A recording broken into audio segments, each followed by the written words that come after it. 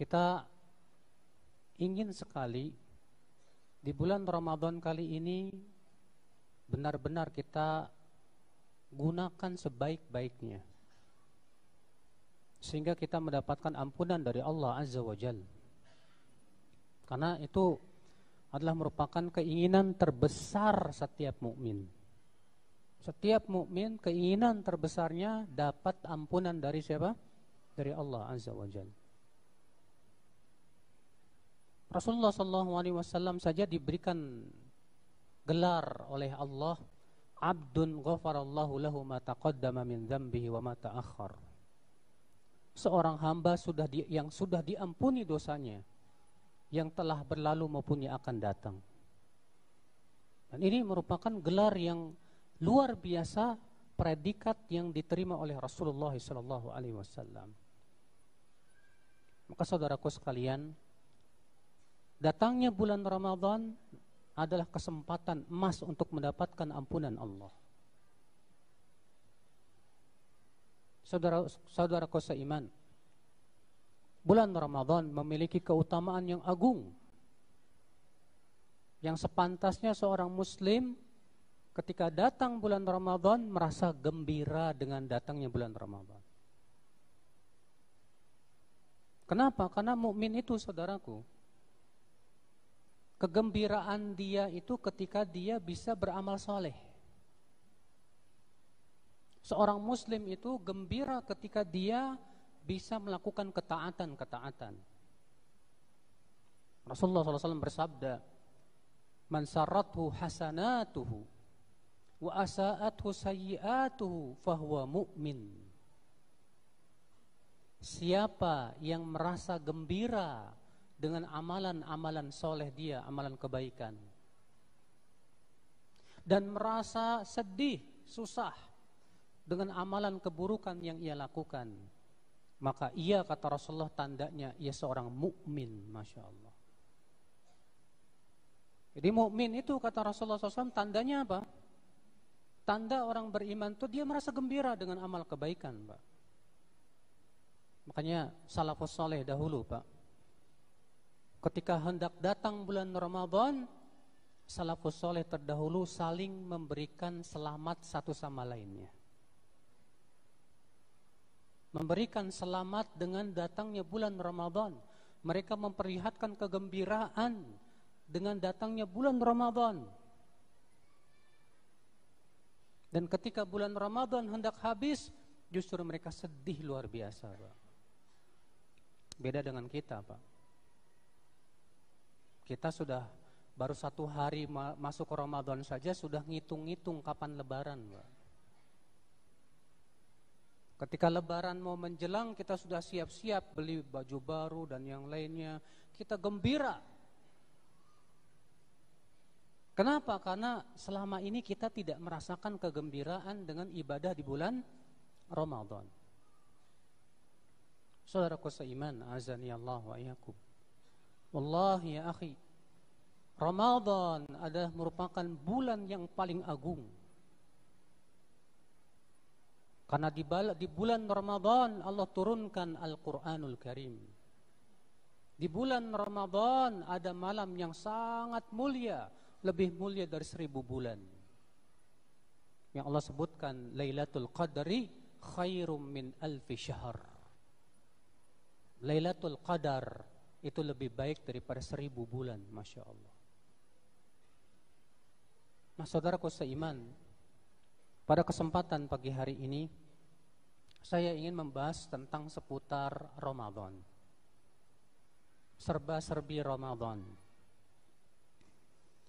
Pembahasan yang saya ingin bahas yang pertama tentang keutamaan bulan Ramadan.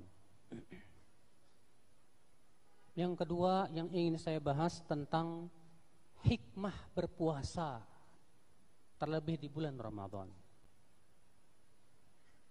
Dan yang ketiga, saya ingin membahas sedikit tentang yang berhubungan dengan fikih Ramadan. Mudah-mudahan waktunya cukup, ya. Yang pertama, tentang keutamaan dan keistimewaan bulan Ramadan. Apa saja yang pertama? Di bulan Ramadan, setan-setan diikat. Pintu-pintu surga dibuka. Pintu-pintu neraka dikunci. Dan setiap malam Allah memerdekakan hamba-hambanya dari api neraka. Masya Allah. Ini disebutkan dalam hadis yang sahih. Di antaranya yang pertama hadis riwayat Bukhari dan Muslim dari hadis Abu Hurairah. Dari hadis Abu Hurairah bahwa Rasulullah SAW bersabda, "Idza jaa Ramadan, futihat abwabul jannah wa ghulliqat abwabun nar wa suffidatisy syayatin." Apabila datang bulan Ramadan, dibuka pintu-pintu surga dan dikunci pintu-pintu neraka dan diikat setan-setan itu, kata Rasulullah SAW. Kenapa, Pak? Di bulan Ramadan pintu-pintu surga dibuka. Ya, kata Syekh Khalid Musyaiqih dalam kitab beliau Al-Jami' li Ahkamis Siyam, wa innama tuftahu abwabul jannah fi hadha syahr likasratil a'malis salihah fi zamanis siyam wa targhiban lil amilin. Dibuka pintu-pintu surga. Kenapa? Karena saking banyaknya amalan soleh yang kita lakukan di bulan Ramadan. Demikian pula memberikan motivasi kepada kita supaya kita banyak beramal soleh di bulan Ramadan, saudaraku. Wa tughlaqu abwabun nar liqillatil ma'asi min ahlil iman. Dan ditutup pintu-pintu neraka karena sedikitnya maksiat yang dilakukan oleh orang-orang yang beriman. Ya. Wa tusaffadu syayatin, dan setan-setan diikat. Fatughallu fala yukhlasuna ila ma yukhlasuna ilaihi fi ghairi minal idlal anil haqqi wat tathbiti anil khairi. Setan-setan diikat sehingga setan tidak bisa menggoda. Ya, kenapa? Karena ya saat orang-orang yang berpuasa itu mereka lebih dekat kepada Allah Subhanahu wa taala. Saudaraku sekalian, azani Allah wa iyyakum, ini keutamaan yang luar biasa, Pak. Mungkin ada yang bertanya di antara antum, kenapa katanya setan-setan itu di bulan Ramadan diikat? Tapi kenapa ada orang Islam yang gak puasa? Kenapa di bulan Ramadan masih banyak orang yang ngikutin hawa nafsu? Kenapa di bulan Ramadan banyak orang yang memaksiati Allah? Kita jawab, Pak. Jawaban yang pertama, bahwa yang dimaksud adalah diikatnya setan terhadap orang-orang yang berpuasa. Adapun orang-orang yang tidak berpuasa, maka setan menguasai mereka. Yang kedua, sebagian ulama mengatakan sebab seseorang berbuat maksiat itu dua. Sebab yang menyebabkan seseorang berbuat maksiat itu dua. Yang pertama, faktor dari luar. Ini adalah setan. Yang kedua, faktor dari dalam. Maka ini adalah hawa nafsu dan syahwat. Nah, ketika di bulan Ramadan setan-setan diikat tapi hawa nafsu dan syahwat belum diikat. Maka orang yang mengikuti maksiat di bulan Ramadan biasanya, Pak, di luar bulan Ramadan lebih mengikuti hawa nafsu lagi. Orang yang senantiasa mengikuti syahwat di bulan Ramadan, di luar bulan Ramadan biasanya, Pak, lebih lagi. Nasallallahu salamata wal afiyah. Ini hadis yang pertama. Hadis berikutnya, hadis yang dikeluarkan oleh Imam Ahmad, Imam At-Tirmidzi rahimahullah dalam musnadnya, wa Rasulullah SAW bersabda, idza kana awwalu lailatin min Ramadan suffidatis syayatin maradatul jin wa ghulliqat abwabun niran wa futihat abwabul jannah wa yunadil munadi ya baghiyal khair aqbil wa ya baghiyasy syarr aqsir walillahi utaqa minan nar wa dzalika kullu lailah. Apabila malam pertama dari bulan Ramadan, setan-setan diikat, kata Rasulullah. Pintu-pintu surga dibuka. Pintu-pintu neraka ditutup. Dan akan ada malaikat yang menyeru, wahai yang menginginkan kebaikan, kemarilah. Dan wahai yang menginginkan keburukan, tahanlah. Dan Allah memerdekakan hamba-hambanya dari api neraka.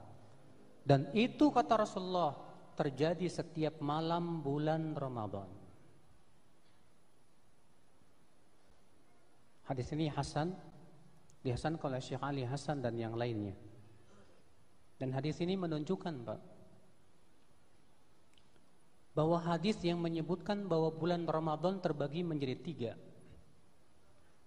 3, yang masyhur di kalangan masyarakat kita, dalam riwayat Ibnu Khuzaimah dalam sahihnya, di mana disebutkan dalam riwayat Ibnu Khuzaimah dalam sahihnya, ya, bahwa Ramadan terbagi menjadi 3. 10 pertama disebut dengan 10 rahmat. Yang kedua, maghfirah. Yang ketiga, itqun minan nar. Pernah dengar nggak di sini?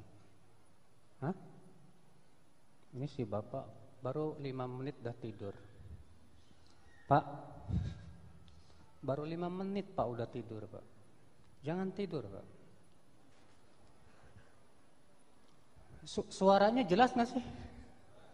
Jelas kan? Iya. Ya, saya mohon ya, jangan tidur, Pak. Sabar ya. Suara saya memang begini, Pak. Agak lembut gitu. Jadi bikin ngantuk. Iya. Jadi ada hadis yang terkenal di masyarakat dan tersebar bahwa Ramadan itu katanya terbagi menjadi 3. Yang pertama 10 ampunan apa rahmat? 10 pertama rahmat. 10 kedua apa? Ampunan. 10 ketiga apa? Itqun minan nar. Ketahuilah bahwa hadis ini mungkar, kata para ulama. Apa itu hadis mungkar? Hadis mungkar adalah hadis yang diriwayatkan oleh perawi yang lemah bertabrakan dengan perawi yang thiqah, yang bisa diterima. Karena hadis tadi yang menyebutkan bahwa Ramadan terbagi menjadi 3, itu diriwayatkan dalam sanadnya ada perawi yang bernama Ali bin Zaid bin Juda'an. Dia perawi yang buruk hafalannya, sayyul hifdz. Sudah begitu hadis ini bertabrakan dengan hadis yang sudah saya sebutkan tadi, Pak. Bahwa itqun minan nar, pemerdekaan dari api neraka, itu terjadi setiap malam bulan Ramadan, bukan 10 terakhir. Makanya yang mahfudz, yang sahih, yang benar, bahwa setiap malam bulan Ramadan itu adalah itqun minan nar, pemerdekaan dari api neraka. Masya Allah, luar biasa, Pak. Kalau kita termasuk ternyata orang-orang yang dimerdekakan oleh Allah dari api neraka. Masya Allah. Ikhwatal Islam, azan ya Allah wa iyyakum. Baik, keutamaan selanjutnya dari bulan Ramadan. Annahu syahrul muwasah wal ihsan wallahu yuhibbul muhsinin. Bahwa bulan Ramadan adalah bulan muwasah. Bulan yang dianjurkan kita untuk banyak-banyak berinfak, Pak. Banyak-banyak membantu orang-orang susah. Ini berdasarkan hadis perkataan Ibnu Abbas yang dikeluarkan Imam Bukhari dalam sahihnya. Ibnu Abbas berkata, apa kata Ibnu Abbas? Kana Rasulullah sallallahu alaihi wasallam ajwadan nas wa kana ajwadu ma yakunu fi Ramadan hina yalqahu Jibril wa kana yalqahu fi kulli lailatin min Ramadan fayudarisuhu al-Qur'an. Fala Rasulullah sallallahu alaihi wasallam ajwadu bil khairi minar rihil mursalah. Adalah Rasulullah orang yang paling dermawan, Masya Allah. Dan beliau lebih dermawan lagi di bulan Ramadan saat bertemu dengan Jibril. Dan beliau bertemu dengan Jibril setiap malam bulan Ramadan untuk tadarus Al-Quran. Dan sungguh kata Ibnu Abbas, Rasulullah SAW lebih dermawan dengan harta dari angin yang berhembus. Masya Allah. Lihat saudaraku ya. Ternyata Rasulullah SAW, kata Ibnu Abbas, paling dermawan itu di bulan Ramadan. Apa hikmahnya? Kenapa di bulan Ramadan kita sangat dianjurkan banyak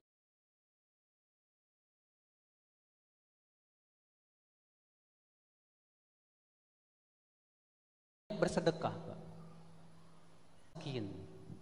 Membantu orang-orang fakir miskin. Orang-orang yang mereka sibuk ibadah kepada Allah di bulan Ramadan. Karena di bulan Ramadan, akhul Islam, banyak orang yang mereka Masya Allah berusaha bersungguh-sungguh beribadah kepada Allah Subhanahu wa ta'ala. Maka kita bantu dengan cara kita banyak bersedekah. Ini yang pertama. Yang kedua, kenapa Rasulullah SAW memperbanyak sedekah di bulan Ramadan? Karena bulan itu bulan yang utama, bulan yang mulia, saudaraku. Dan amalan saleh apabila bertemu dengan waktu yang sangat mulia, maka pada waktu itu amalannya dilipat gandakan pahalanya di sisi Allah Subhanahu wa ta'ala. Masya Allah. Berarti berinfak di bulan Ramadan itu sebaik-baiknya infak, sudah. Waktu yang sangat dianjurkan untuk banyak kita bersedekah di bulan Ramadan, Pak. Yang keberapa? Hah? Yang keberapa? Hah? Nggak tahu. Yang ketiga apa yang keempat? Yang pertama apa tadi?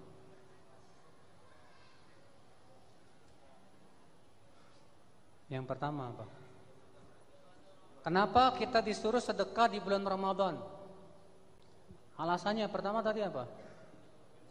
Membantu fakir miskin. Yang kedua tadi apa? Karena memang itu waktu yang utama. Perhatikan ya. Mohon maaf, kalau ada yang tidur saya tunjuk. Saya dulu di majelisnya Syekh Utsaimin, Mbak. Syekh Utsaimin, kalau ada yang tidur, tunjuk kamu. Tadi saya ngomong apa? Bingung. Kom, bangun. Suruh bangun, Pak. 5 menit. Setelah itu suruh duduk lagi. Kalau saya kayak Syekh Utsaimin, antum bubar nanti. Ya, ini galak banget Ustaz. Iya. Paling kalau saya ngelihat yang tidur, saya tunjuk doang. Terus saya tanya, kalau bisa jawab saya kasih hadiah nih. Kalau nggak bisa jawab, setidaknya tidurnya hilang, Mbak, insya Allah. Baik, kita lanjutkan. Alasan yang ketiga, kenapa kita dianjurkan untuk banyak sedekah di bulan Ramadan? Karena ada 3 pintu kebaikan yang Rasulullah sebutkan, Mbak. Jadi kebaikan yang sangat banyak, pintunya hanya 3. Kebaikan yang sangat banyak, ternyata pintunya hanya 3. Yang pertama apa? Saum, puasa. Yang kedua apa? Salat malam. Yang ketiga apa? Berpuasa. Dalilnya hadis yang dikeluarkan oleh Imam At-Tirmidzi dari hadis Mu'ad bin Jabal. Bahwasanya Rasulullah SAW bersabda kepada Mu'ad bin Jabal, "Ala adulluka ala abwabil khair."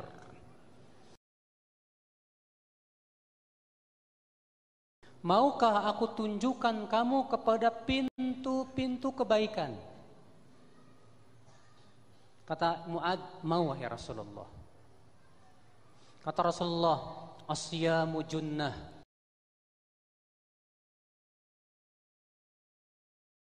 Puasa itu tameng. Wa sadaqah tudfi'ul khafi'ah kama yudfi'ul ma'un nar.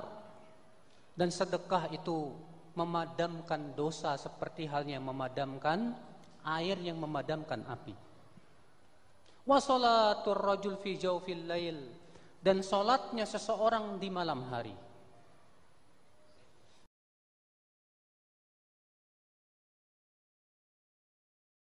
Ternyata Rasulullah menyebutkan, Pak, bahwa pintu kebaikan yang sangat banyak itu, Pak, pintunya hanya 3. Yang pertama tadi apa? Hah? Apa? Siapa yang bisa menyebutkan 3 tadi? Puasa, apa? Sedekah, salat malam. Ini buat antum nih. Masya Allah. Di bulan Ramadan, di siang hari kita puasa enggak? Puasa.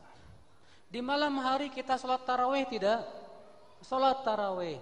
Tinggal 1 pintu kebaikan, apa itu? Sedekah. Dan ternyata Rasulullah menyuruh kita banyak sedekah di bulan Ramadan. Sehingga terkumpul pada kita 3 pintu kebaikan tersebut.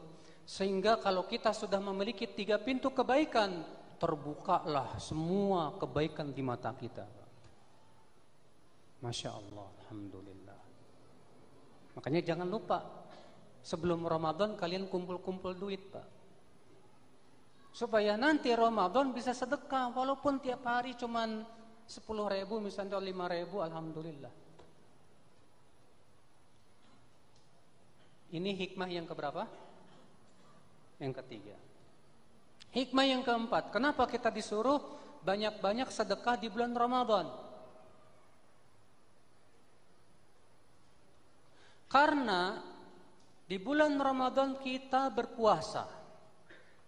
Dan Rasulullah menyebutkan bahwa puasa itu adalah perisai dari api neraka.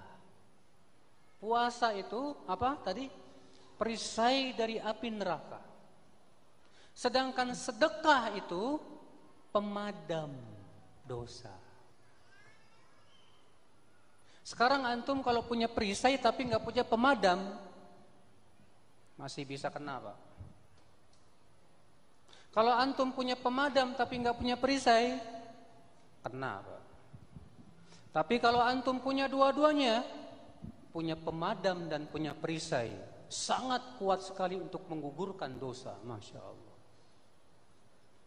memadamkan api neraka dari diri kita, saudaraku sekalian.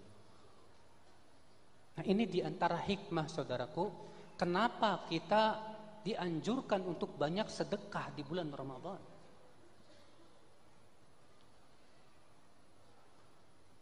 Nah, ikhwatal Islam, ya.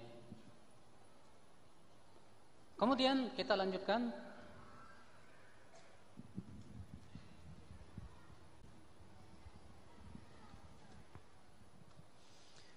Di antara keistimewaan bulan Ramadan, annahu syahrul Quran. Di antara keistimewaan bulan Ramadan, bahwa bulan Ramadan adalah bulan Al-Quran. Wa syahrul dzikri wad du'a, bulan yang sangat dianjurkan berzikir dan berdoa kepada Allah Subhanahu wa taala. Ikhwatul Islam, azani Allah wa iyyakum. Allah berfirman, "Syahrul Ramadan alladzi unzila fihi al-Qur'an." Bulan Ramadan yang diturunkan padanya Al-Qur'an. Maka Rasulullah sallallahu alaihi wasallam di bulan Ramadan setiap malam beliau tadarus Al-Qur'an bersama Jibril alaihi salatu wassalam. Setiap malam, Pak. Dan Rasulullah menganjurkan kita untuk banyak baca Quran. Para salafus saleh di bulan Ramadan fokus dengan Al-Quran. Imam Malik bin Anas, kalau datang bulan Ramadan, beliau liburkan semua kajiannya. Banyak salafus saleh di bulan Ramadan kajiannya diliburin, off. Kenapa? Karena mereka mau fokus baca Al-Quran. Masya Allah. Sampai disebutkan, ya, bahwasanya Imam Syafi'i rahimahullah di bulan Ramadan khatam 60 kali. Allahu Akbar. Sebagian ulama mengatakan melakukan setiap hari khatam, setiap hari khatam, setiap hari khatam. Masya Allah. Siapa di antara antum yang Ramadan kemarin khatam sekali? Bapak? Masya Allah. Nih Pak.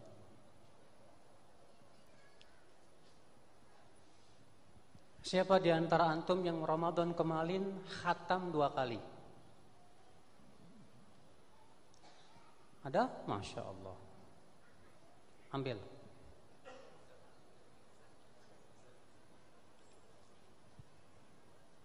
Siapa di antara antum yang khatam 3 kali? Masya Allah. Fadhal Pak, ambil. Siapa di antara antum yang khatam 4 kali kemarin? Tidak ada? Masya Allah. Top. Berarti yang 3 kali paling tinggi. Berapa kali Pak? 4 kali? Masya Allah. Nih Pak nih, bukunya luar biasa. Berarti Pak, kalau antum alhamdulillah bisa di bulan Ramadan kemarin khatam, Ramadan ini harus punya target lebih dong. Kalau bisa Ramadan sekarang seminggu sekali khatam. Seminggu sekali apa? Kalau antum lebih banyak waktunya lagi, 3 hari sekali lah khatam. 3 hari sekali apa? Khatam. Kalau 3 hari sekali khatam berarti 1 hari berapa juz? 10 juz. Sekarang 1 juz antum baca berapa jam? Hah? 1 jam. Oke lah, misalnya 1 jam. Dari pagi sampai sore berapa jam? 12 jam. Kalau antum di rumah aja di bulan Ramadan gak kemana-mana, harusnya bisa. Apalagi dalam 1 hari semalam 24 jam. Oke, tidur 8 jam. Baik. Siang tidur berapa jam? 2 jam. Oh, lama amat.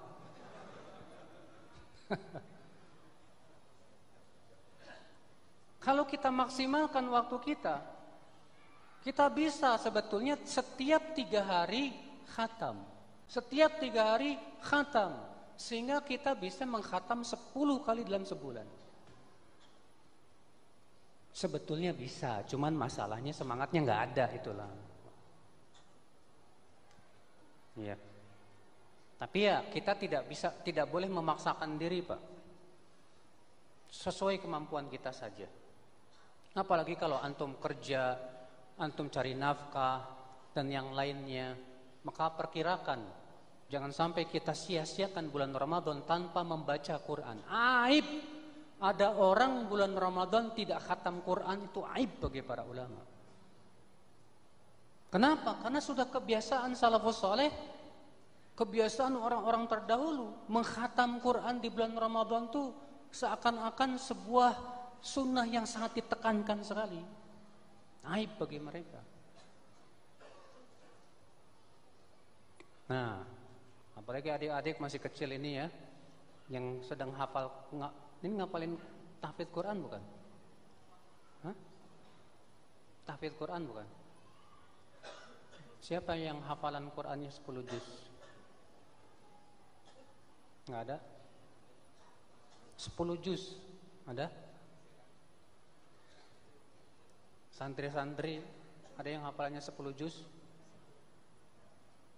Nggak ada? Ada? Oh, Masya Allah.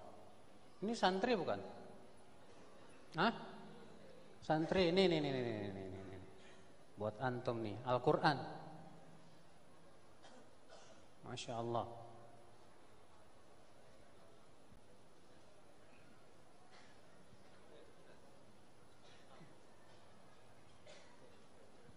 Sini.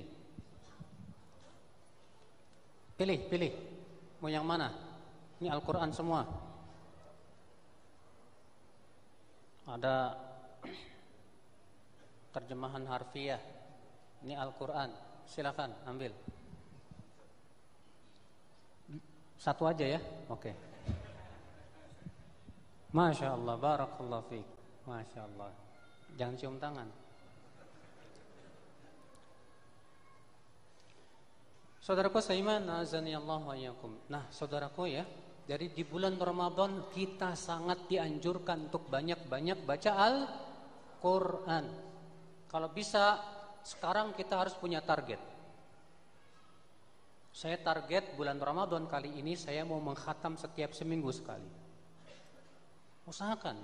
Sebab kalau kita nggak punya target, kita nggak bisa lakukan itu. Iya. Coba antum perkirakan, satu hari saya kira-kira mampunya berapa juz.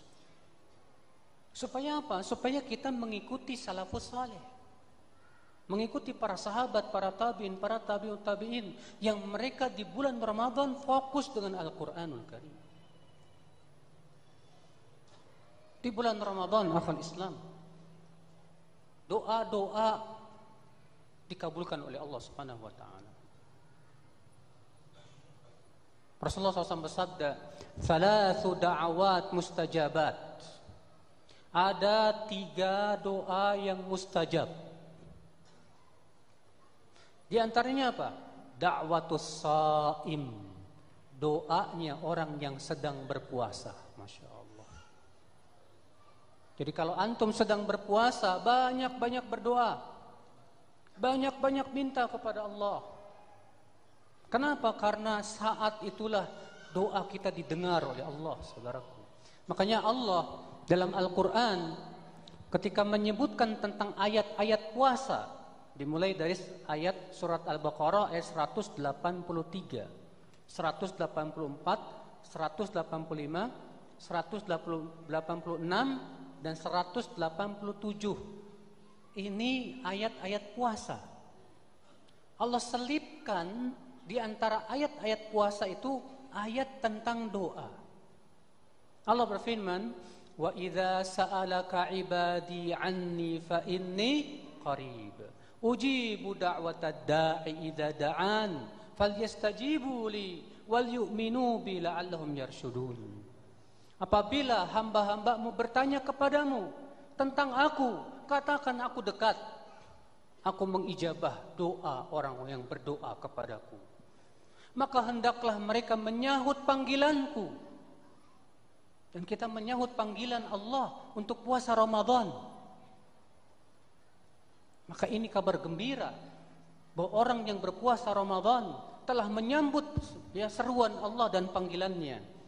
Maka ini kabar gembira, antum yang berpuasa di bulan Ramadan diijabah doanya di sisi Allah Subhanahu wa taala.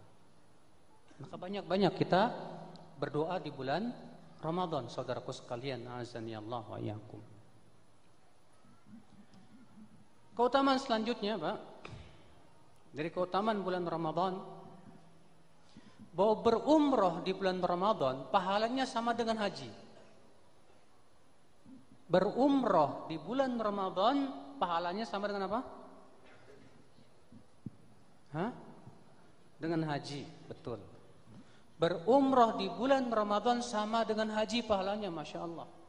Berdasarkan hadis yang dikeluarkan Imam Bukhari dan Muslim dari hadis Ibnu Abbas, Nabi SAW bersabda, umrah fi Ramadan ta'dilu hajjah.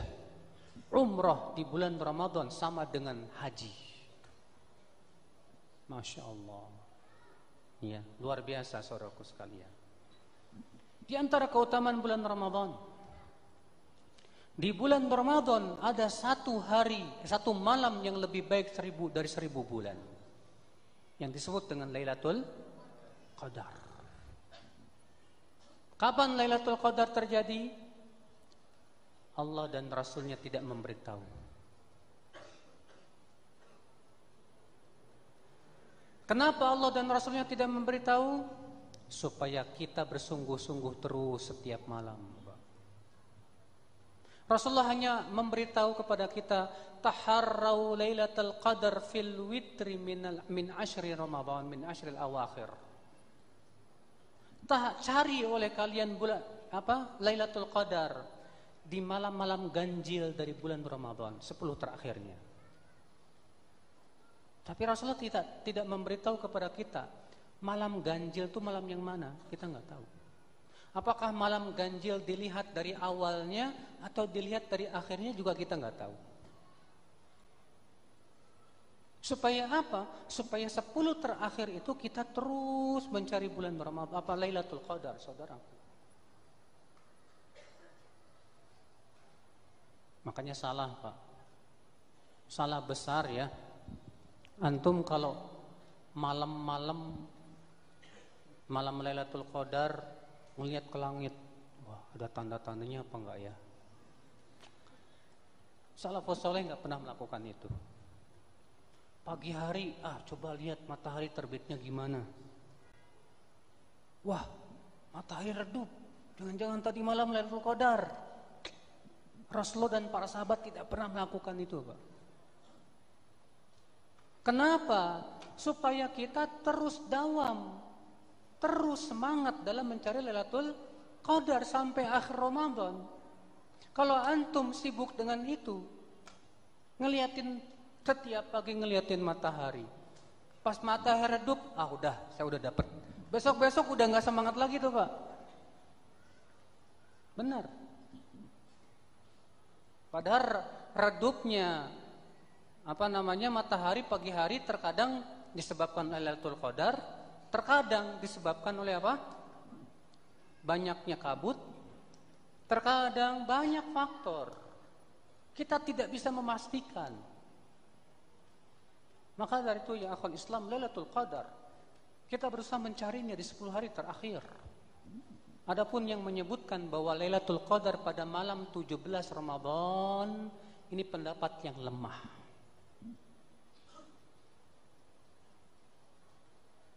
Allah berfirman, "Inna anzalnahu fi Lailatul Qadar." Sesungguhnya kami telah menurunkan Al-Qur'an di malam Lailatul Qadar. Dalam satu riwayat yang dihasankan oleh Syekh Albani rahimahullah, unzilal Qur'an, Al-Qur'an diturunkan firrabi wal ishrina khalat min Ramadan. Itu pada 25 sudah lewat, 24 hari sudah lewat. Berarti berdasarkan hadis ini, bahwa Al-Quran diturunkan itu pada malam 25. Makanya riwayat yang menyebutkan bahwasanya Al-Quran diturunkan pada malam 17 Ramadan, yang kemudian kaum muslimin merayakan dengan apa? Malam nuzulul Quran. Ya. Saya tidak sependapat. Saya merojikan pendapat yang mengatakan bahwa turunnya Al-Quran itu pada hari yang telah Rasulullah sebutkan tadi. Itu 24 hari sudah lewat dari bulan Ramadan, itu berarti malam 25. Kemudian setelah itu Lailatul Qadar tidak ditetapkan lagi kapan. Berpindah-pindah. Disebutkan dalam hadis, aku diperlihatkan oleh Allah Lailatul Qadar. Dan saat itu aku bermimpi sujud di atas tanah yang becek. Ternyata terjadi di malam 21. Hujan. Kemudian di pagi harinya Rasulullah pun sujud di tanah yang becek. Persis seperti yang mimpinya Rasulullah sallallahu alaihi wasallam. Dan hadis ini menunjukkan bahwa terkadang malam Lailatul Qadar itu hujan. Ya. Tadi malam berapa, Pak? Hah? Malam berapa tadinya? Enggak, tadi yang Rasulullah SAW sujud di atas malam 21. Dalam riwayat yang lain, pernah di zaman Rasulullah terjadi di malam 23. Di dalam riwayat yang lain, pernah di zaman Rasulullah terjadi Lailatul Qadar di malam 25. 27, 29 itu terjadi di zaman Rasulullah sallallahu alaihi wasallam. Maka tidak bisa kita tentukan, malam Lailatul Qadar itu malam 27. Belum tentu. Sampai-sampai ada yang menghitung, Pak, huruf-huruf yang ada dalam surat Al-Qadar. Inna anzalnahu fi lailatul qadar. Lailatul qadri khairum min alfi syahr. Katanya setelah dihitung kata-kata yang ada dalam surat Al-Qadar itu ada 27 kata. Wah, berarti kemungkinan bahwa Lailatul Qadar itu malam 27.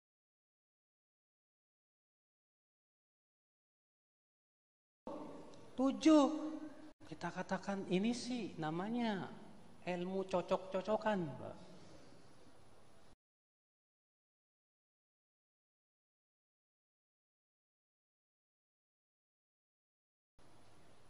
Kalau ilmu ini benar, pasti terjadinya akan di malam 27 terus. Tidak akan berubah-ubah. Salah besar. Ikhwatal Islam. Baik, ini tentang keutamaan bulan apa? Ramadan. Sekarang kita bahas yang kedua. Itu tentang hikmah dari puasa. Kenapa kita disuruh berpuasa sebulan penuh di bulan Ramadan, saudaraku? Ya.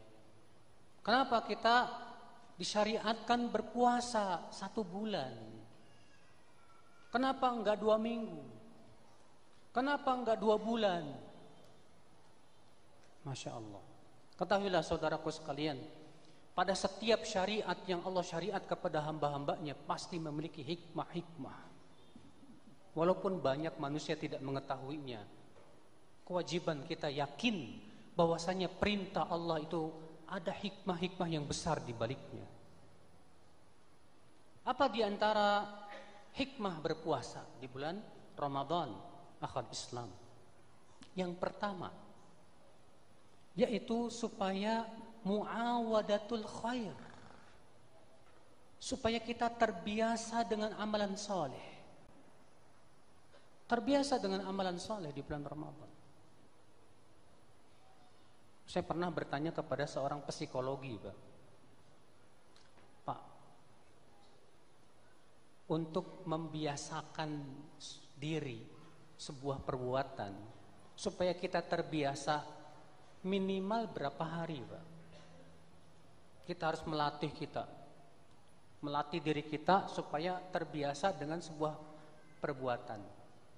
Kata ahli psikologi apa? Minimal 30 sampai 40 hari, Pak. untuk bisa membiasakan diri kita dengan kebiasaan-kebiasaan itu. Jadi selama 30 sampai 40 hari kita membiasakan terus, insya Allah itu akan jadi terbiasa setelah itu. Nah, ternyata inilah diantara hikmahnya. Kenapa Allah syariatkan puasa Ramadan 1 bulan?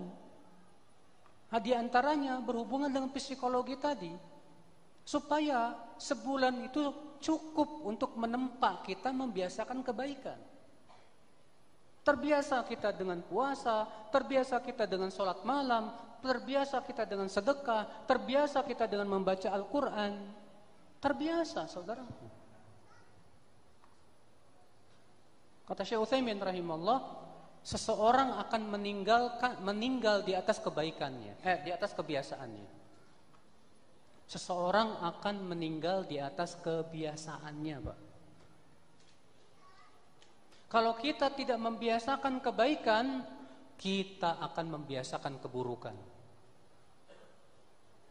Kalau antum dari muda tidak membiasakan kebaikan, di saat tua tidak akan terbiasa berbuat kebaikan.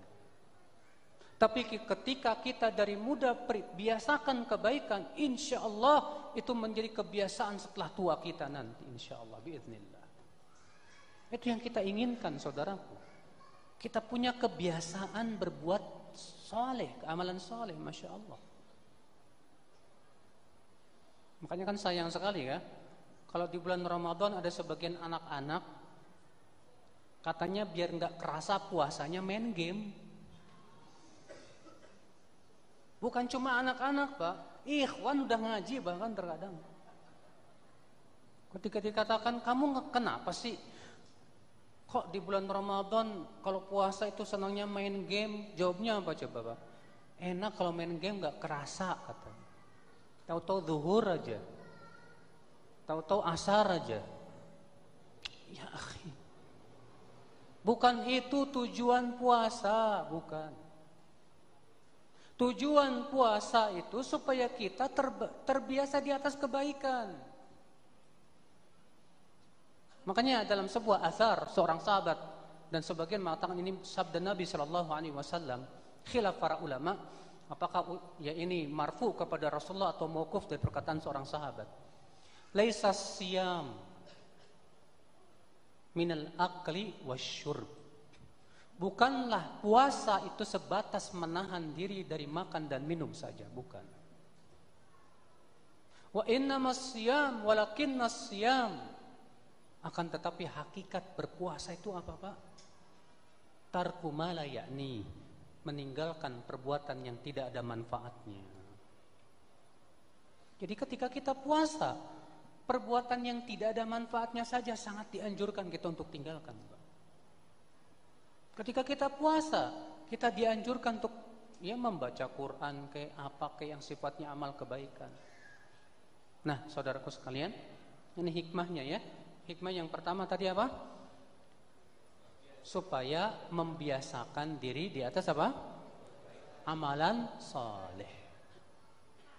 Ya, jadi nanti setelah Ramadan kelihatan tuh, Pak, siapa yang berhasil di bulan Ramadan dan siapa yang tidak berhasil.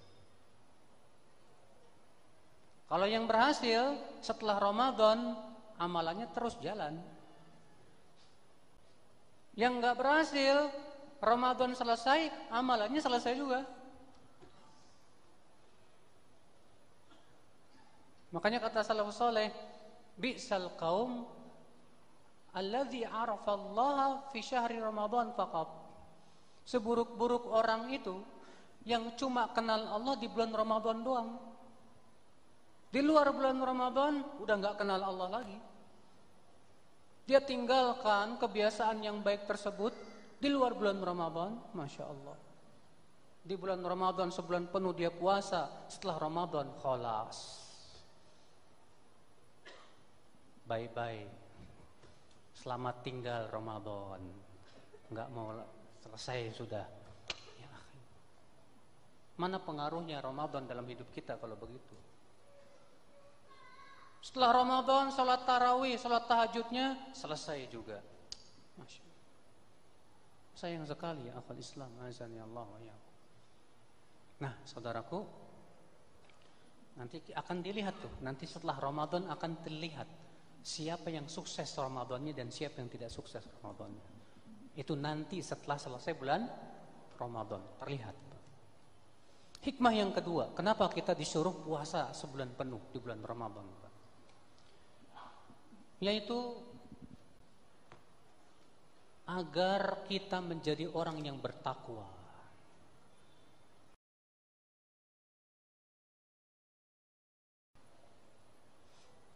Allah berfirman, "Ya ayyuhalladzina amanu, kutiba alaikumus shiyam, kama kutiba alal ladzina min qablikum la'allakum tattaqun." Masya Allah. Wahai orang-orang yang beriman, diwajibkan atas kalian siam sebagaimana diwajibkan atas orang-orang sebelum kalian agar kalian apa? Bertakwa. Allah. Rupanya tujuan siam itu Pak supaya apa? Apa itu takwa? Ada yang tahu takwa? Apa itu takwa, Pak? Nah. Ahsan, barakallahu fiik. Buat antum. Kata beliau, takwa itu adalah hakikatnya menjalankan perintah Allah, menjauhi benar. Ada yang lain? Apa itu?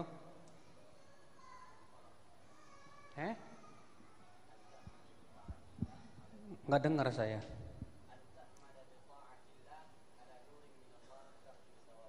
Perkataan siapa itu? Ahsan, barakallahu fiik. Yang gede deh. Nih.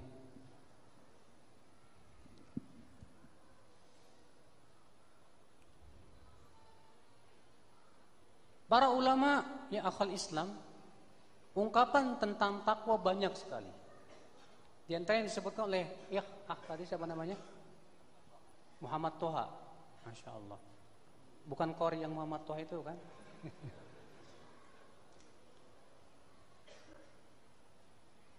Yaitu kamu melaksanakan ketaatan kepada Allah berdasarkan cahaya dari Allah Subhanahu wa taala. Namun sebetulnya kalau kita kumpulkan semua definisi tentang takwa tidak lepas dari dua tadi yang disebutkan oleh yaitu menjalankan ketaatan perintah, menjauhi apa? Larangan. Ubay bin Ka'ab seorang sahabat ditanya oleh Umar bin Khattab, apa itu takwa? Kata Ubay, ya Amirul Mukminin, kalau engkau melewati jalan yang penuh duri, apa yang kau lakukan?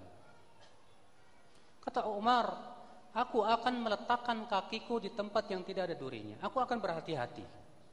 Kata Ubay, itulah takwa. Itulah takwa. Maka takwa menjadikan kita selalu berhati-hati dalam kehidupan, Pak.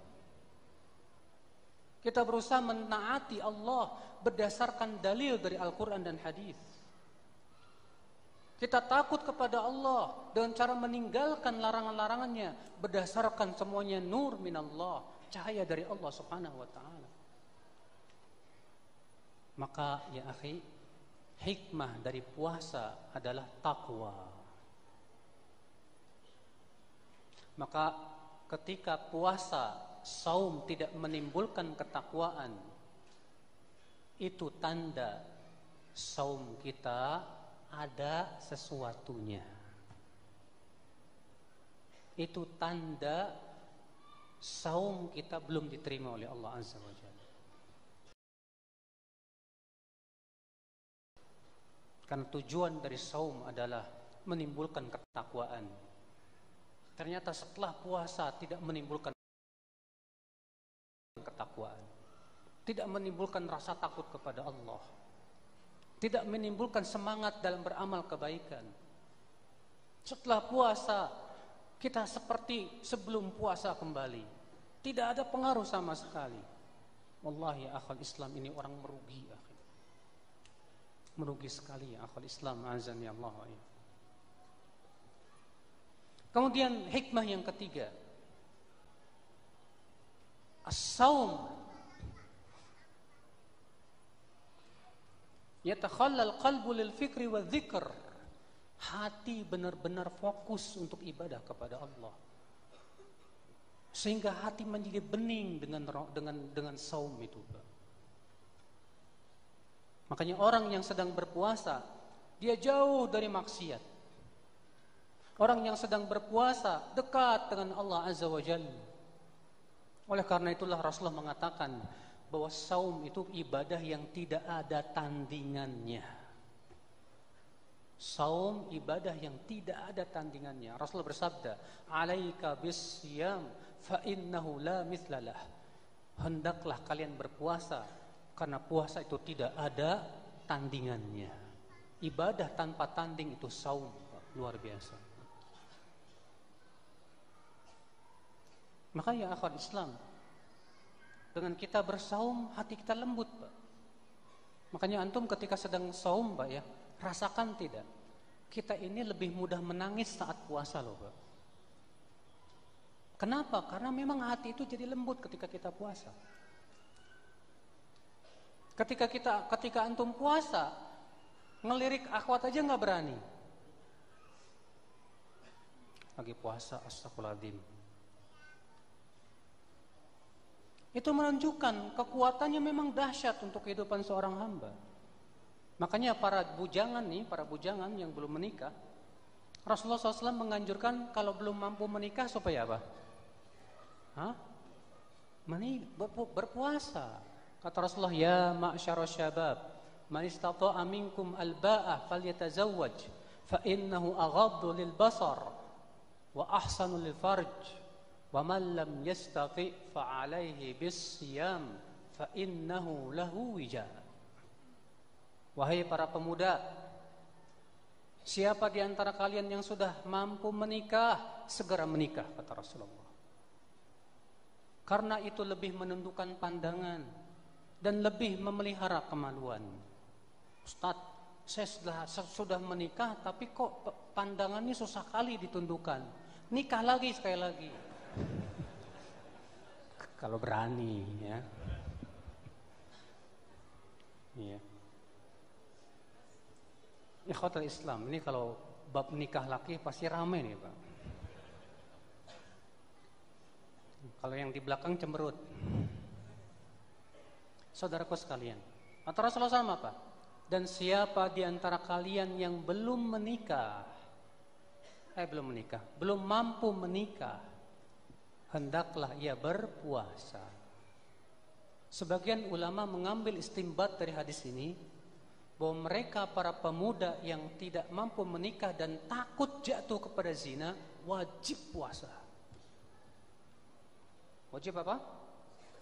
Kenapa? Karena Rasulullah mengatakan di situ fa'alaihi ala. Dan kata ala seringkali digunakan untuk menunjukkan kepada makna wajib. Menunjukkan kepada mana apa? Wajib. Tapi ini bagi mereka yang khawatir jatuh kepada apa? Zina. Adapun yang tidak khawatir maka tidak wajib berpuasa. Dan banyak lagi akhwat Islam azanillahu wa iyyakum dari hikmah-hikmah berpuasa, lebih dari 20 hikmah dari berpuasa yang luar biasa sekali. Kalau saya sebutkan tidak akan cukup waktunya. Sekarang kita bahas yang ketiga, yaitu yang berhubungan dengan sedikit adab-adab berpuasa. Adab-adab berpuasa, saudaraku sekalian. Ketahuilah, ketika kita berpuasa hendaklah kita memperhatikan adabnya. Apa itu adab berpuasa? Yang pertama, yaitu ikhlasun niyah lillahi ta'ala. Mengikhlaskan niat kita hanya karena Allah Azza wa Jalla. Jangan berpuasa karena tujuan dunia. Jangan berpuasa niatnya karena ingin dapat dunia, jangan.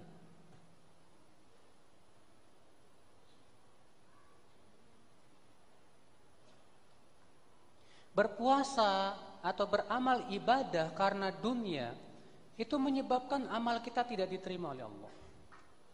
Allah berfirman dalam surat Hud ayat 15-16. Man kana yuridul hayatad dunya wa zinataha nuwaffi ilaihim a'malahum fiha wa hum fiha la yubkhasun ulaika alladzina laysa lahum fil akhirati illa an-nar wa habita ma sana'u fiha wa batilum ma kanu ya'malun. Barang siapa yang menginginkan kehidupan dunia dan perhiasannya, kami akan berikan apa yang ia inginkan dari amalannya tersebut tanpa dikurangi. Tapi nanti di akhirat mereka tidak mendapatkan apa-apa kecuali api neraka. Batal amalan mereka, sia-sia usaha mereka, kata Allah Subhanahu wa taala. Saudaraku sekalian, azani Allah wa iyyakum. Puasa, saya mau puasa Ramadan. Kamu niat puasa Ramadan apa? Biar enteng jodoh. Niat puasa Ramadan biar apa? Enteng jodoh. Niat ini gak benar, mas. Kamu puasa gak puasa, kalau Allah tentukan jodoh, pasti dapat jodoh. Sangat hina kalau kita beramal soleh, niatnya dunia. Hina, Pak. Karena dunia di mata Allah hina, sedangkan amal soleh di mata Allah mulia sekali. Makanya balasan untuk amalan soleh apa? Surga. Ternyata kita harapkan sesuatu yang hina dari amal soleh kita. Wallahi hina ini, Pak.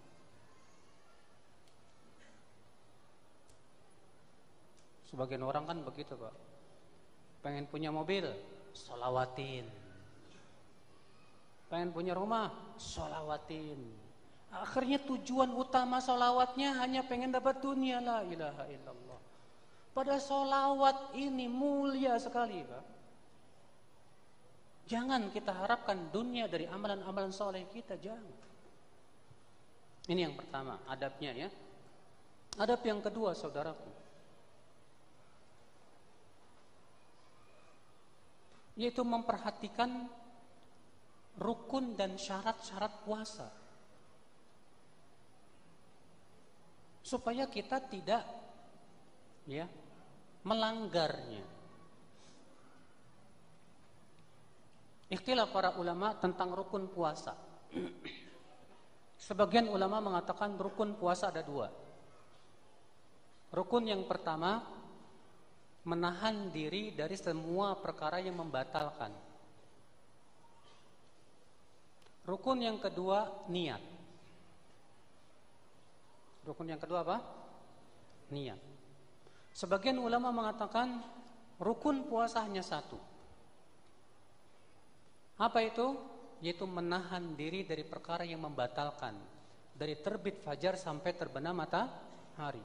Adapun niat bukan rukun, tapi itu syarat.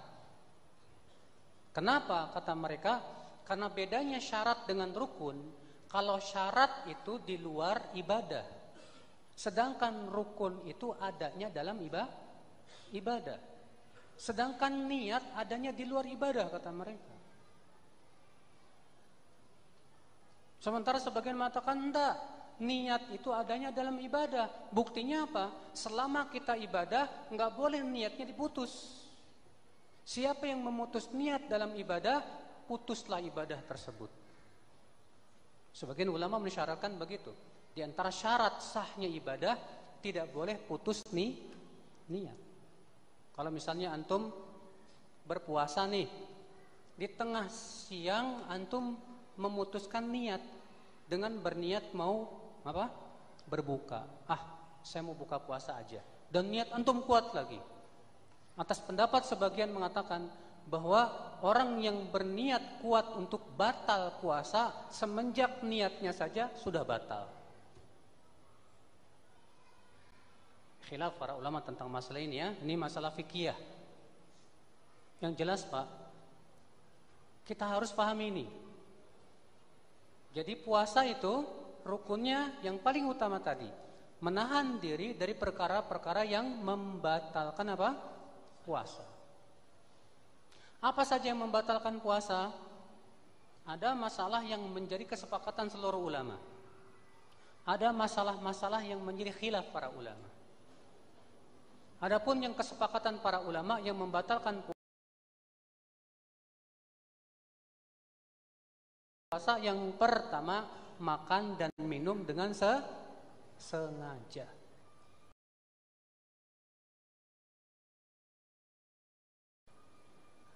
Antum sudah paham itu.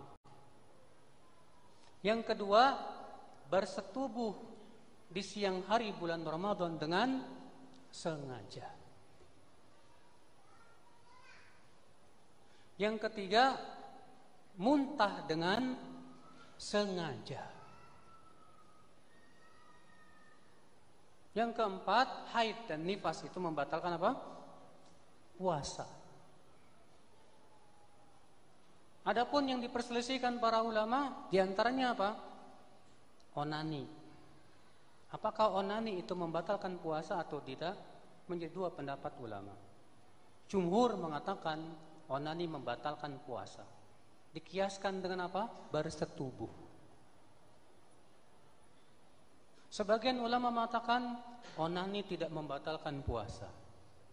Alasannya apa? Karena tidak sama dengan bersetubuh.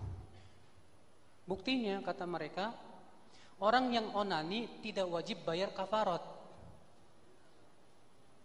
Kalau orang yang jima di siang hari bulan Ramadan wajib bayar kafarat tidak, Pak? Apa bayarnya?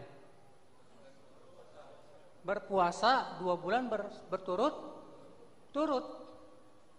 Berarti kalau misalnya onani sama dengan jima, kata mereka, berarti orang yang onani pun wajib bayar kafarat dong. Sementara mereka yang mengatakan onani membatalkan, mereka mengatakan tidak ada kafarat karena tidak ada dalilnya. Mereka yang mengatakan tidak batal, mereka mengatakan apa? Tidak ada dalil yang menunjukkan untuk membatalkan. Juga karena tidak bisa disamakan dengan jima. Ini pendapat yang dirojikan oleh Syekh Albani rahimahullah. Namun saya condong kepada pendapat jumhur dalam hal ini, Pak. Iya. Kenapa? Karena dari sisi bahwa sama-sama mengeluarkan air mani dengan lezat. Walaupun dari sisi yang lainnya tidak sama, yaitu membayar kafarat, tapi dari sisi itu sudah sama, yang itu sudah mencukupi. Sehingga onani termasuk membatalkan apa? Puasa dari pendapat jumhur ahlul ilm. Ikhwatal Islam, azani Allah wa iyyakum. Pahami Pak, pembatal puasa Pak. Yang harus kita pahami Pak, kaidahnya apa? Tidak boleh kita mengatakan sesuatu pembatal puasa kecuali dengan dalil. Ingat, tidak boleh sesuatu itu dikatakan pembatal puasa kecuali dengan apa? Dari mana dalilnya? Al-Quran dan hadis atau ijma atau qiyas. Kalau tidak ada dalilnya, enggak boleh kita katakan itu pembatal puasa. Saya dulu waktu kecil Pak, dibilang sama teman-teman, nggak boleh nelan ludah, nanti batal lo puasanya. Akhirnya setiap puasa ngeludah terus Pak. Katanya nggak boleh nelan ludah. Kita katakan mana dalilnya? Bukankah tubuh kita sangat membutuhkan ludah? Mana dalilnya? Beda kalau antum kumpulin dulu, kenyang dah. Bisa jadi itu batal. Ya. Dulu saya waktu kecil Pak, dibilangin sama orang tua, gak boleh kentut di air, batal loh puasanya. Mana ada dalilnya kentut di air puasa batal? Gak ada. Makruh hukumnya begini nih, dari puasa katanya. Apa yang namanya ini? Ngupil. Mana dalilnya ngupil gak boleh ketika puasa? Gak ada dalilnya. Tidak boleh mengatakan sesuatu itu makruh, pembatal, kecuali dengan dalil.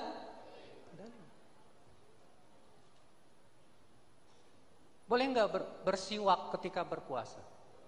Boleh, pendapat yang sahih. Karena hadis yang melarangnya dhaif. Hadis yang menyebutkan tentang larangan bersiwak ketika puasa dhaif. Nah sekarang boleh nggak sikat gigi pakai odol ketika puasa? Khilaf para ulama. Kalau Syekh Utsaimin mengatakan bahwa kalau sikat giginya pakai odol makruh. Kenapa? Karena dikhawatirkan masuk ke kerongkongan. Iya. Tapi kalau kita tidak khawatir sebatas di sini dan kita itu lagi silakan saja. Bukankah Ibnu Abbas mengatakan tidak la ba's an yadhuqal khal. Kata Ibnu Abbas, tidak mengapa seseorang mencicipi apa? Masakan. Ya. Ibu-ibu terkadang enggak berani nyicipin, takut batal. Akhirnya pas buka puasa keasinan semuanya, Pak. Aduh, padahal sebatas mencicipi kemudian dikeluarin lagi enggak masalah. Asal jangan ditelan. Kalau ditelan baru batal. Saudaraku sekalian, azani Allah wa iyyakum. Nah ini saudaraku ya. Jadi kita harus paham apa itu pembatal apa? Puasa. Adab selanjutnya Pak, saat bulan Ramadan, saat puasa apa itu? Tinggalkan perkara yang bisa merusak puasa kita, pahalanya. Contohnya apa? Berdusta, bergibah. Kata Rasulullah SAW, ya, dalam hadis yang diriwayatkan Abu Daud dalam sunannya, Rasulullah SAW sabda,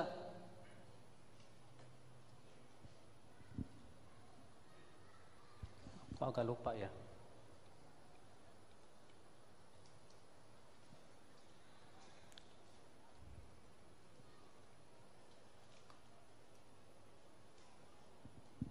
Yang disebutkan dalam hadis itu bahwa Allah tidak membutuhkan puasa orang yang tidak meninggalkan perkata apa? Dusta. Ada atau enggak lafaz hadisnya? Ada yang ingat? Ada yang ingat? Hah? Ahsan, barakallahu fiik. Anak kasih hadiah enggak buat antum nih? Man lam yada' qawla zur wal amala bih falaisa lillahi hajatun fi an yada'a ta'amahu wa syarabah. Ana mau ngasih hadiah Ustadz, gimana bingung. Siapa yang meninggalkan berkata dusta, siapa yang tidak meninggalkan berkata dusta dan terus-menerus mengamalkannya, maka Allah tidak butuh dia meninggalkan makan dan minumnya. Allah enggak butuh sama puasa orang kayak ginian.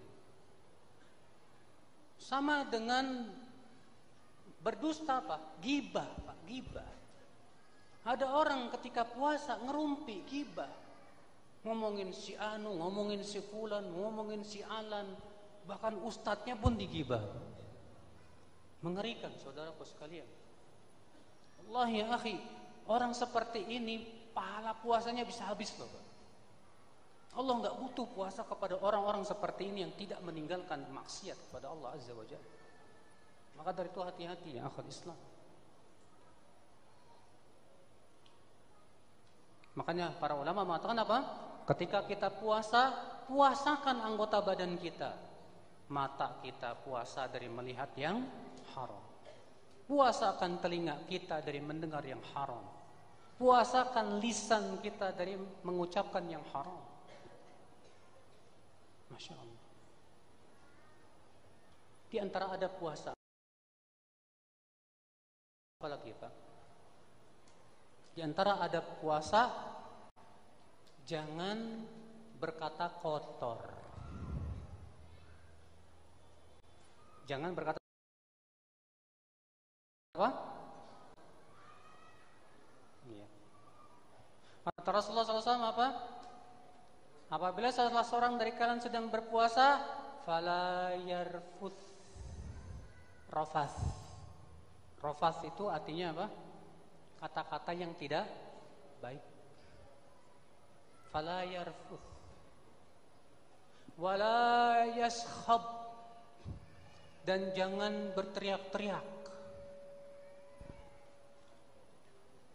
Saya enggak teriak, Ustaz. Cuman main petasan doang. Lebih berat dari teriak itu Pak. Ganggu orang. Dan anehnya saat Ramadan petasan malah banyak. Heran saya.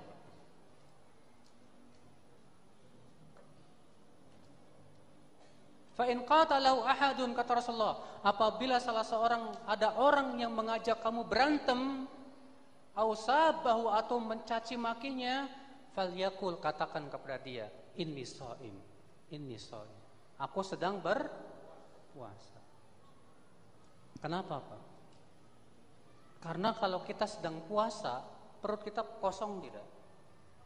Orang kalau perutnya kosong biasanya cepat marah. Cepat apa? Cepat marah. Kalau ada orang yang mencaci maki, kalau lagi puasa itu, Pak, kurang ngajar ini orang. Kita cepat marah, Pak. Tapi Rasulullah SAW melarang. Kata Rasulullah, kalau ada orang yang mengajak kita berantem ketika puasa, ucapkan kepada dia, maaf, saya sedang puasa. Saya sedang puasa. Supaya apa? Supaya kita tidak ikut-ikutan terpancing emosi kita. Jangan. Aneh kalau ada sebagian orang ketika sedang puasa, kerjaannya marah-marah sama istrinya, ya, sama anaknya, sama tetangganya. Nah ya akhi, tahan amarah. Karena memang saat puasa itu perut kita kosong dan seringkali menimbulkan emosi, saudaraku sekalian. Azan ya Allah. Nah ini saudaraku ya, di antara adab puasa.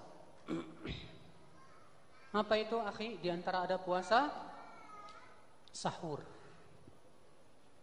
Apa itu? Makan sahur. Ada yang tahu hadis tentang keutamaan makan sahur? Jangan antum lagi lah. Apa? Didoakan? Apa lafaz hadisnya? Enggak hafal? Ada yang hafal? Enggak apa-apa deh, anak kasih aja. Udah habis ya? Kopi ya? Lobe ini. Nabi bersabda, "Innallaha wa malaikatahu yusalluna 'alal mutasahhirin." Sesungguhnya Allah dan malaikatnya mendoakan, bersolawat untuk orang-orang yang bersahur. Apa makna solawat Allah kepada mereka? Salawat Allah kepada hambanya artinya pujian, kata Imam Mujahid. Dan solawat malaikat untuk orang yang bersahur artinya doa. Masya Allah, antum bersahur didoain malaikat. Padahal antum sahur enak gak makan? Makan, minum. Cuma makan, minum, sahur saja didoakan oleh malaikat. Subhanallah. Keutamaan yang kedua, apa keutamaan sahur? Makanan sahur itu makanan yang diberkahi, Pak. Rasulullah sabda, "Tasahharu fa inna fis sahuri barakah." Bersahurlah kalian karena sahur itu berkah. Makanan sahur itu apa? Barokah. Apalagi keutamaan sahur, Pak? Sahur itu pembeda antara puasa kita dengan puasa ahli kitab. Nih ya. Puasa kita beda dengan puasa ahli kitab dengan makan sahur. Dan kita diperintahkan tidak untuk menyelisih ahli kitab. Oh iya. Kita dilarang untuk tasyabuh dengan ahli kitab. Ikhwatul Islam azan ya Allah wa iyyakum. Nah, saudaraku seiman. Ya. Jadi, akhi, ini adab sahur harus kita pahami. Dan waktu sahur itu, Pak, disebut sahur, makan di waktu sahar. Apa itu sahar? Dalam bahasa Arab, sahar itu adalah akhirul lail, akhir malam. Sebagaimana Allah berfirman, "Wa bil asharihum yastaghfirun." Dan di waktu sahar mereka mohon ampun kepada Allah. Sahar artinya akhirul lail, di akhir malam. Maka kalau ada orang sahur jam 12, bukan sahur namanya. Makan malam. Makan tengah malam. Jadi sahur itu disebut sahur kalau di akhir malam. Makanya Rasulullah SAW sahurnya di akhir malam. Zaid bin Thabit pernah ditanya, Kam kana baina sahuri Rasulullah sallallahu alaihi wasallam wa bainal fajr. Berapa jarak antara sahurnya Rasulullah SAW dengan fajar?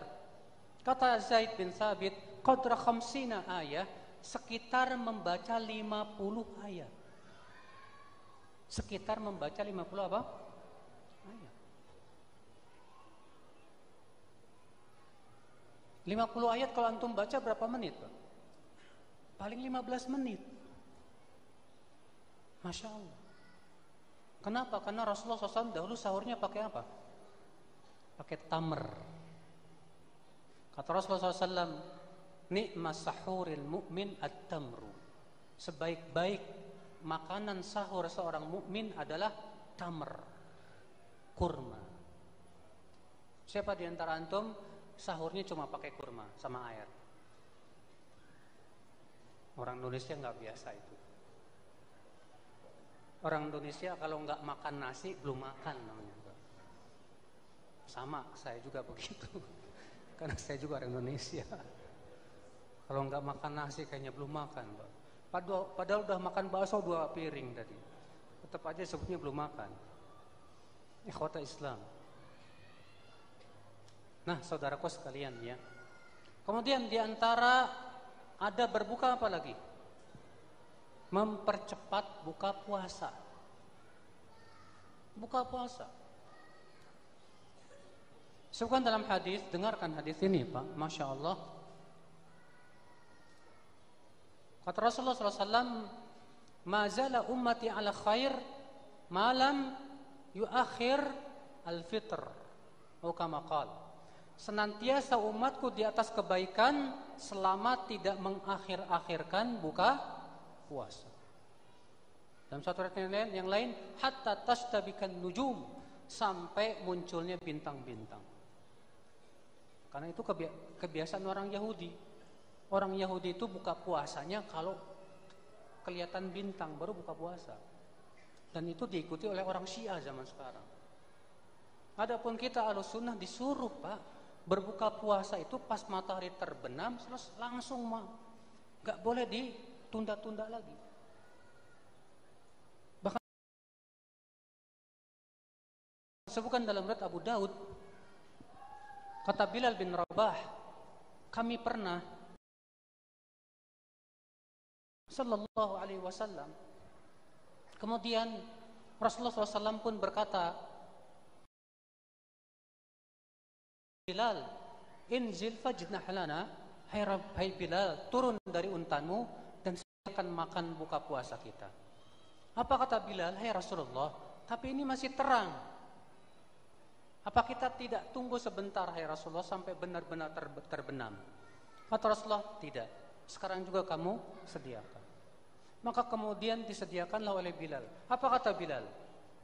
Mungkin kalau salah seorang dari kami naik ke untanya, sepertinya masih terlihat matahari. Sampai-sampai demikian dalam sebuah riwayat begitu. Sebatas melihat matahari terbenam, selesai sudah makan aja. Kalau misalnya nungguin adzan, ini adzan di masjid kok nggak adzan, melihat matahari sudah terbenam, udah makan aja walaupun belum adzan, nggak masalah. Mungkin muadzinnya makan dulu, Pak. Betul, kebanyakan begitu. Muadzinnya buka dulu, baru adzan. Sementara antum nungguin adzan. Ya. Nah, jadi kalau misalnya matahari sudah terbenam, sudah langsung saja. Ya. Demikian.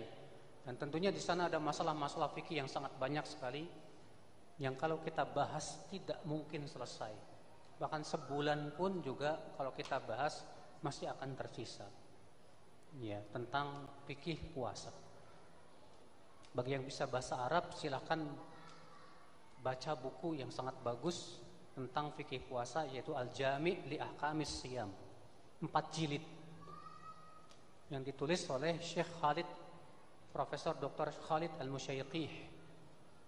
Itu khusus tentang hukum-hukum puasa, 4 jilid loh, 4 jilid ya. Jadi kalau saya sudah katakan tadi, kalau kita bahas kayaknya sebulan pun nggak selesai. Iya, saya kira cukup sampai di sini, Pak. Mudah-mudahan apa yang saya sampaikan bermanfaat.